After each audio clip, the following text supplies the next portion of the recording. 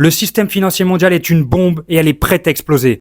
La dette mondiale vient de dépasser 324 000 milliards de dollars. C'est 3 fois la taille de toute l'économie mondiale. Le monde a emprunté 3 fois plus que ce qu'on en a produit chaque année, du jamais vu.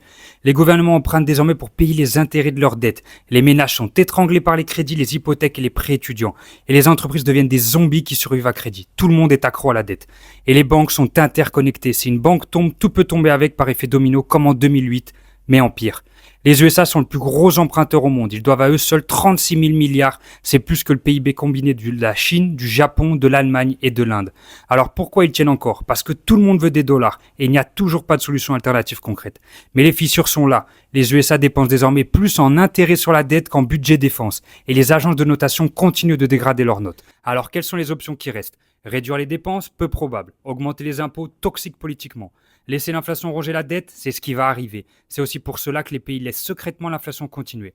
Mais attention, ça veut dire appauvrir les populations, détruire le pouvoir d'achat et user l'épargne des classes moyennes. Ou alors la dernière option qui va arriver pour les pays les plus faibles et les plus endettés, un défaut de paiement et une faillite du pays comme on l'a vu avec la Grèce.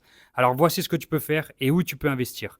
Dans cette crise mondiale de la dette, il y a des pays qui vont tirer leur épingle du jeu. Et toi, tu peux en profiter en investissant intelligemment dans des pays comme l'Arabie Saoudite, le Qatar ou la Russie qui basent leur économie sur des ressources stratégiques comme le pétrole ou le gaz.